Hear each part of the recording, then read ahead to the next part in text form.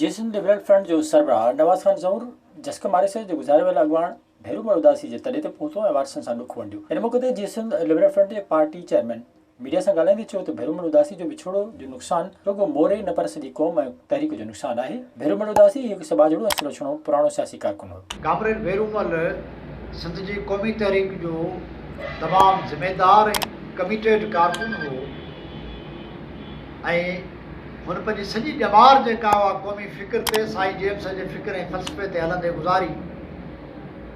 हुन मुख़्तलिफ़ जदोजहदनि में मुख़्तलिफ़ तहरीकनि में जेको हिसो वरितो आहे या जंहिं अंदाज़ सां क़ौमी तहरीक जो हिसो बणियल रहियो उहो विसारण जोॻो न आहे।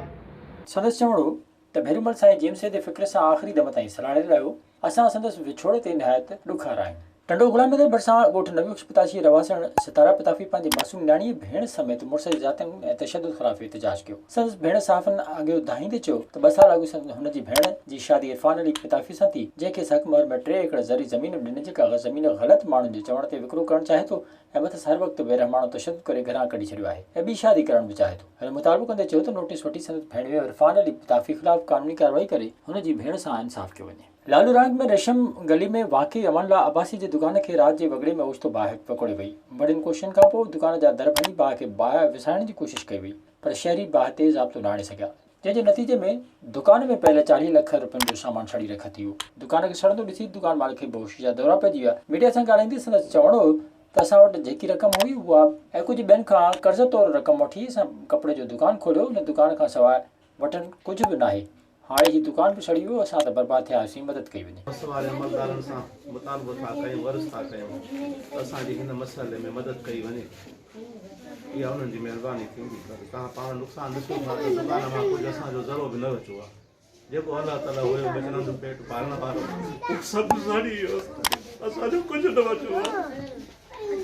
असांजी का मदद कई वञे, उहा बहितर रहंदी ख़ुदा वास्ते।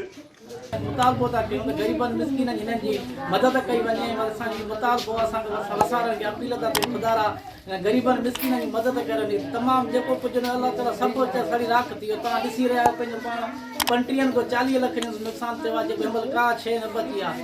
वेठा रोऊं था, बि छा कयूं। असां लाइ असां आला मुतालबनि खे अपील था कयूं ख़ुदा असांजी मिसकिननि जी मदद कनि। हिननि जी असां इहा तव्हां मुतालबो था कयूं ख़ुदा रहम कयो, असां हालत असांजे हाल में मदद कयो। हुन वाक़े जे करे अॼु पूरी रेशम गली बंदि थी वई ऐं कंहिं बि दुकान न खोलियो। वारे तरीक़े जा रवासी हिन जदीद दौर में बि उठ जी सवारी खे तरजीह ॾियण लॻा। उठनि खे सिंगारे सवारे उठनि खां शहर ताईं सफ़र कनि था। उठनि खे सिंध जे मुख़्तलिफ़ दरगाहनि ते वञी मेलनि ते उन्हनि जी रेस पिणु लॻाइनि था। वारे तरीक़े जे मुख़्तलिफ़ ॻोठनि जे शौक़ीननि अली नवाज़ लाशारी, गुलमोहम्मद बिरोई, मिठू खान लाशारी, कादिर जत ऐं ॿियनि मीडिया सां ॻाल्हाईंदे चयो त खेनि मोटरसाइकिल जहिड़ियूं सवारियूं पिणु आहिनि, पर हू उठनि ते सवारी करे नबी करीम सल्लल्लाहु अलैहि वसल्लम जी सुनत ते हलनि था। उठनि खे सिंगारे सवारे सिंध जे मेलनि ते वञी उते रेस कंदा आहियूं, जिते मिलाक लॻाईंदड़ ऐं मेले में उठनि जा ईंदड़ शौक़ीन खेनि इनाम पिणु ॾींदा आहिनि। विज़िट कयो अवामी आवाज़ मीडिया ग्रुप जी वेबसाइट awamiawaz.pk।